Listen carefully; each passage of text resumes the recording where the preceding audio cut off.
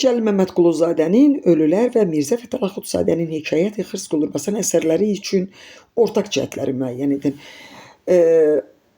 Belə suallara cavab tapmaq üçün birinci, hər iki əsərin aid olduğu növü müəyyən etmək lazımdır. Yəni, Ölülər və Hekayət-i Xırs Qulurbasan dramatik növdədir. Dramatik növün də əsas xüsusiyyəti həyat hadisələrinin danışıq və hərəkət yolu ilə verilməsidir. Dram sözünün mənası hərəkət deməkdir. Birinci cavab hər iki əsərə uyğundur. Tragikomediya adlanması ölülərə aiddir. Satirik gülüşdən istifadə ölülərə aiddir. Vətəndaş ziyalı probleminin çətinlikləri hər ikisinə aiddir. Deməli, hər iki əsərdə ziyalı obrazları vətəndaş olmalıdır və onların qarşılaşdığı çətinliklərdə onlar, həmin insanlar vətəndaş mövqeyini qoymalıdırlar ortalığa. Bax, bu oxşarlıqdır.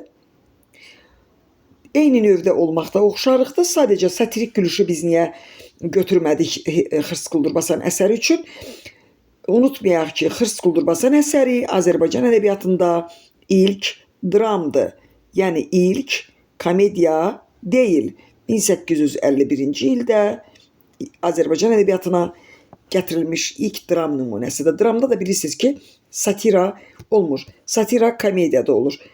Digər əsərlər isə Axundzadənin komediyadır. O əsərlər haqqında bu söz deyilsə, yəni biz bilirik ki, Cəlil Axundzadə satirik gülüşdən istifadə edib komediyalarında, amma bu əsərdə yox. Çünki bu əsər komediya deyil.